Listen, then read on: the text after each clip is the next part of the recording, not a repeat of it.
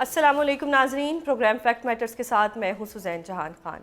Programme के आगाज़ में हम इमरान खान के गुज़श्ता रोज़ पिम्स में होने वाले मेडिकल प्रोसीजर और मौजूदा सियासी सूरत हाल पर PTI का मौक़िफ़ जानेंगे, जिसके लिए हमारे साथ मौजूद हैं PTI रहनुमा सेनेटर डॉक्टर हुमायूं अहमद साहब।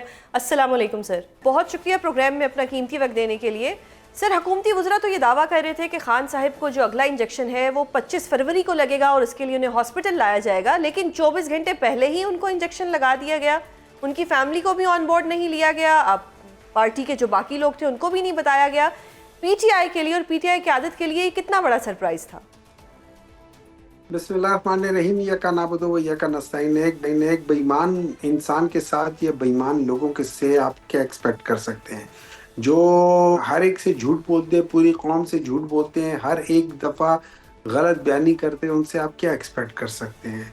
अब देखिए, बात यह है कि बात इसकी नहीं है कि ट्रीटमेंट वो लोग फैमिली को, एक तो ये भी गलत कर रहे हैं कि फैमिली को नहीं कर रहे हैं, नंबर टू उनके अपने नॉलेज को एक्सेस नहीं दे रहे कि वो पता करे कि क्या है। अब यहाँ पे बहुत बड़ा इबाम है कि ये जो पहले इतना डिले हुआ था, ये क्यों डिले हुआ था, इतनी नज़र जो गिर गई है ये क्यों गिर गई है, कैसे गिर गई है।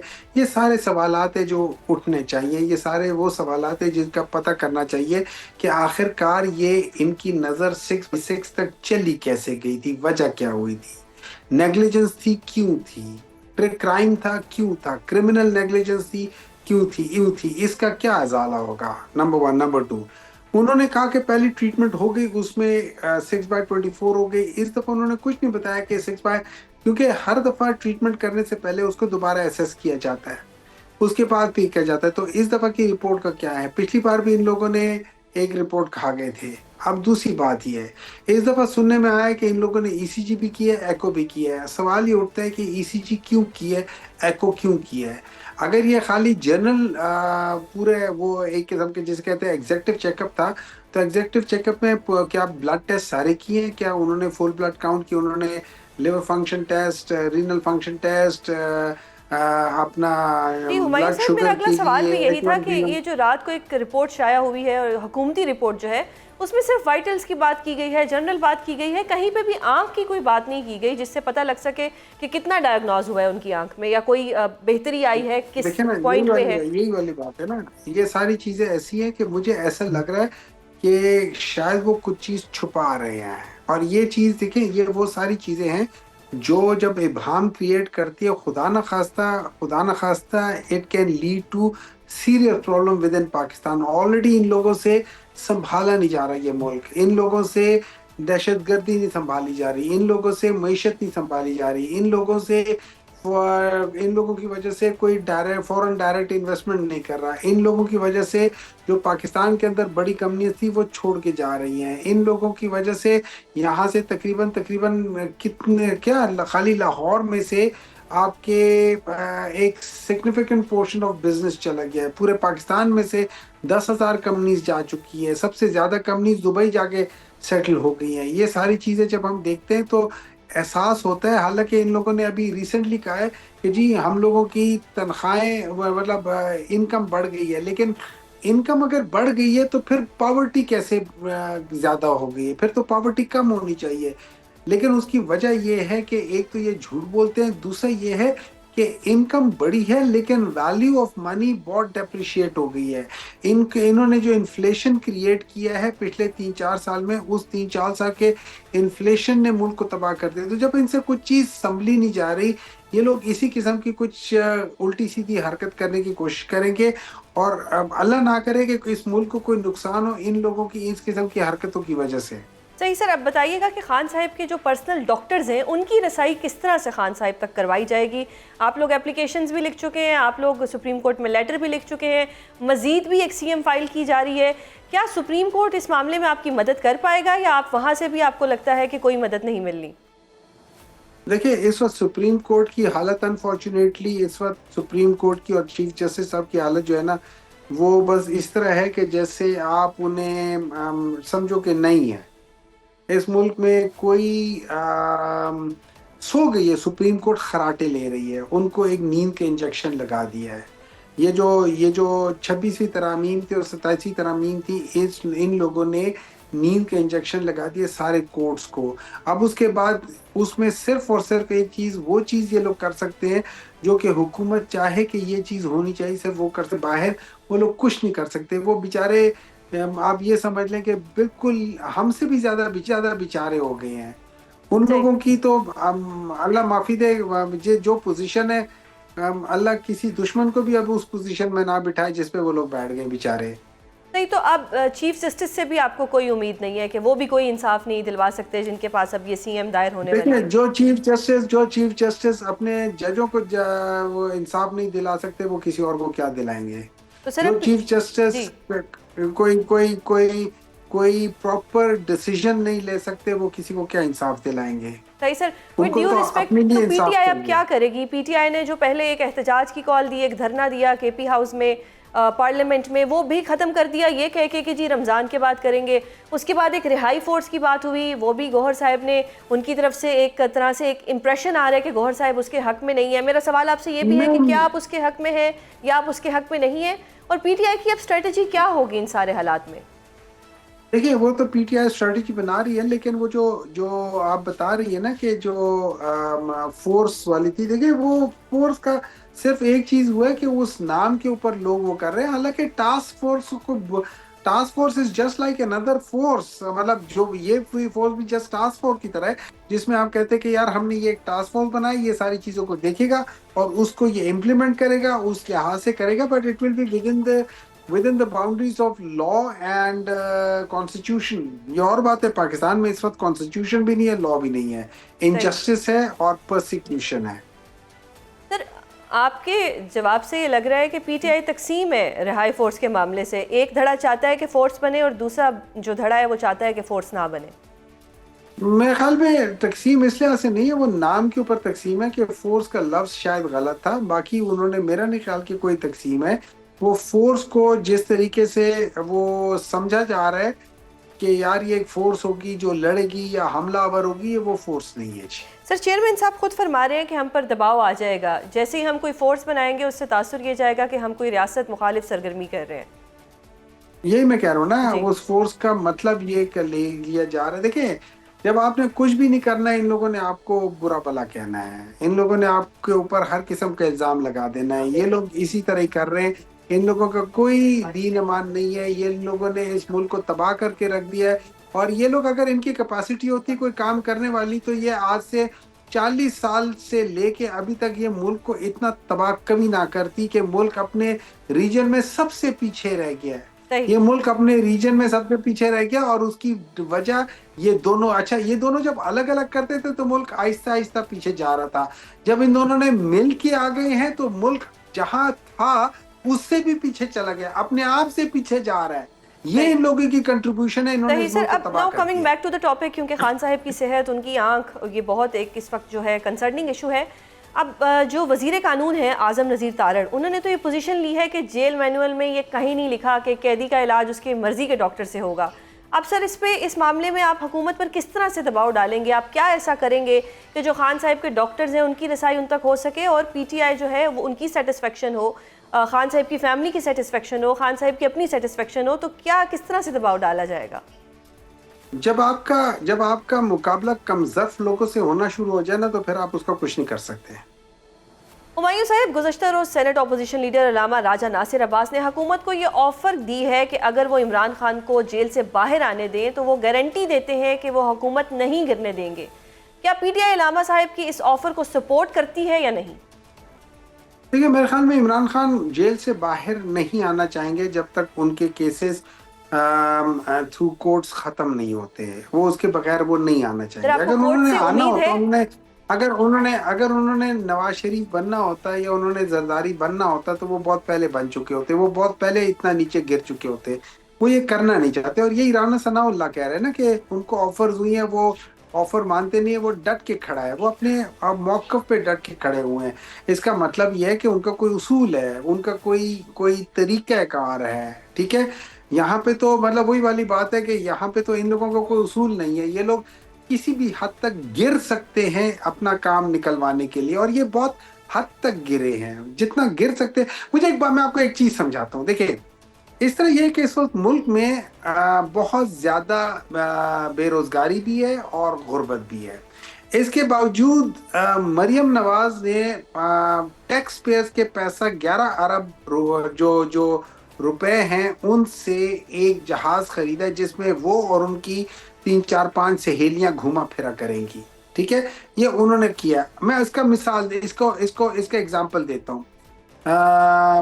रोनाल्डो ने अपने अपनी जाती पैसे से $60 मिलियन, ये $40 मिलियन है, वो $60 मिलियन का एक जहाज खरीदना चाहता था।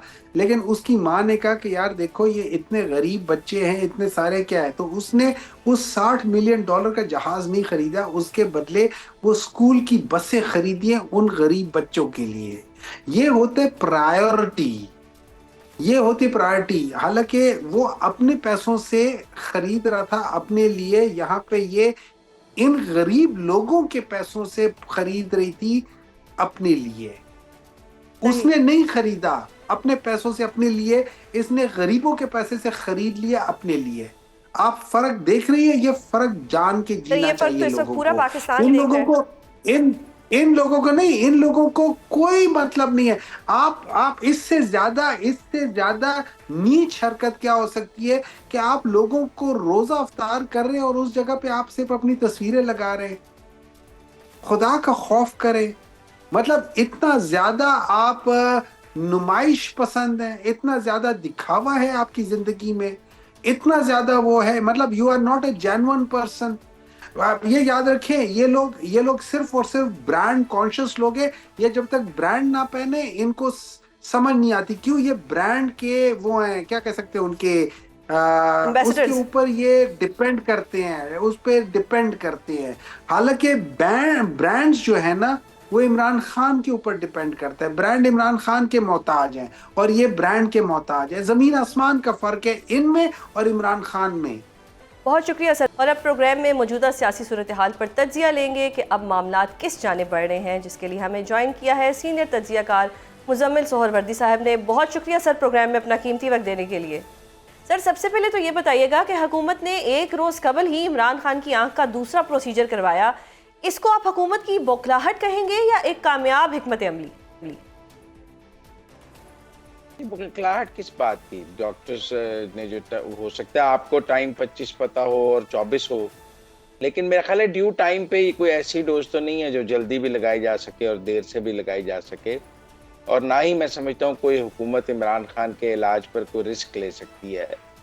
अभी तो कुछ है भी नहीं, तो इतना शोर है, अगर कुछ हो गया तो क्या होगा। या जब मेरे ख्याल में SOPs फॉलो किए गए हैं।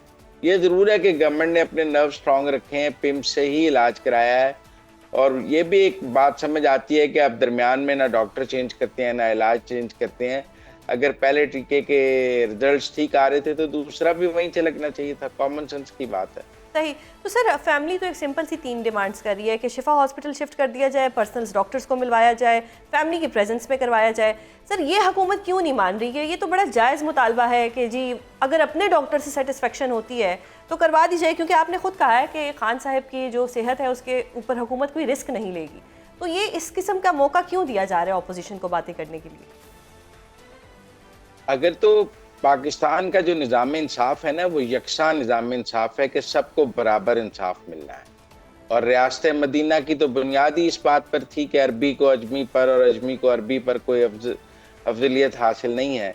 अगर तो पाकिस्तान की जेल में लाखों कैदियों को अपने पर्सनल डॉक्टर से इलाज की सहूलत की इजाज़त दी जा सकती है, उन्हें मर्जी के अस्पताल से इलाज की इजाज़त दी जा सकती है, और उन लाखों कैदियों को उनकी फैमिली की मौजूदगी में इलाज की इजाज़त सहूलत हासिल है, तो ज़रूर खान साहब को भी दे दें।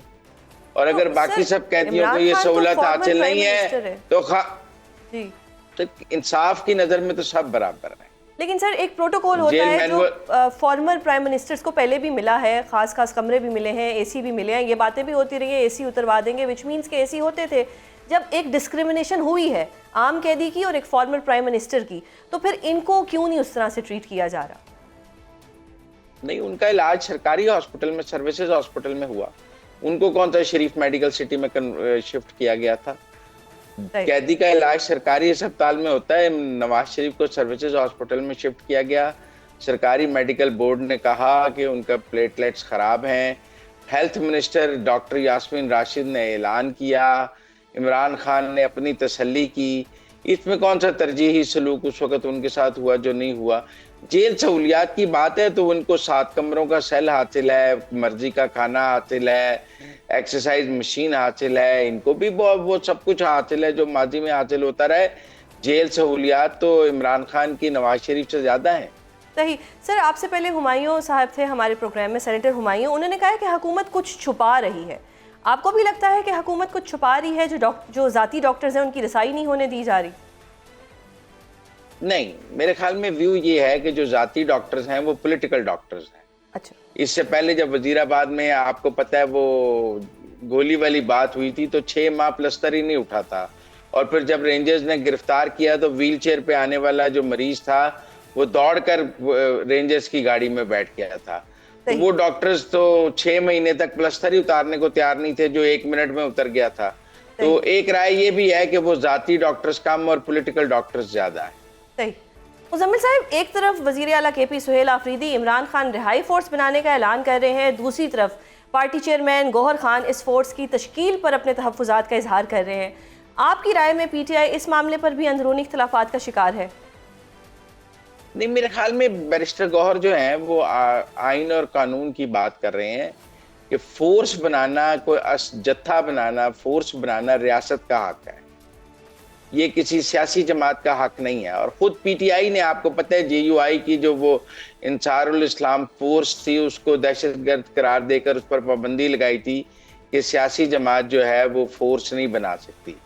तो जब PTI अपने दौर में खुद JUI की एक फोर्स पर पाबंदी लगा चुकी है तो अब खुद उसको फोर्स बनाने का हक कैसे हासिल हो सकता है? सही। सर, आपका ओपिनियन जानना चाहूँगी कि क्या PTI हुकूमत के ऊपर कोई दबाव डाल सकती है इमरान खान साहिब की सेहत के हवाले से, या बिल्कुल PTI अपनी जो एक स्ट्रीट पावर थी या जो चीज़ें थी जिससे वो एक प्रेशर बिल्ड कर सकते थे वो सब कुछ खो चुकी है? मेरे ख्याल में लूजर है PTI। आप देखें, ये चीफ जस्टिस जाहिया आफरीदी साहब ने मेडिकल बोर्ड बनाया और उसके बाद उन्होंने बच्चों से बात करने की सहूलत भी दी, लेकिन आपने अदालत की बजाय सड़कें 3 दिन KP बंद रखा, आपने इस्लामाबाद में धरना दिया, आपने अदालत को एम्बैरस किया। उसके बाद कोर्ट्स ने एक्शन लिया, आपको सड़कें भी खोलनी पड़ी और आज आप किसी एहतजाज करने की पोजीशन में नहीं है। मेरे ख्याल में ओवरऑल जो पॉलिटिकल हिकमत अमली है PTI की, उसको मैं एक लूजर हिकमत अमली ही कहूँगा। सही। अब आपने लूजर कहा, इसी कॉन्टेक्स्ट में एक और सवाल भी है कि अली अमीन गंडापुर साहिब के पास एक प्रोटोकॉल था, एक सरकारी प्रोटोकॉल, आज वो प्रोटोकॉल भी उनसे वापस ले लिया गया है। ये आप कोई नई जंग और कोई नई लड़ाई देख रहे हैं PTI के अंदर?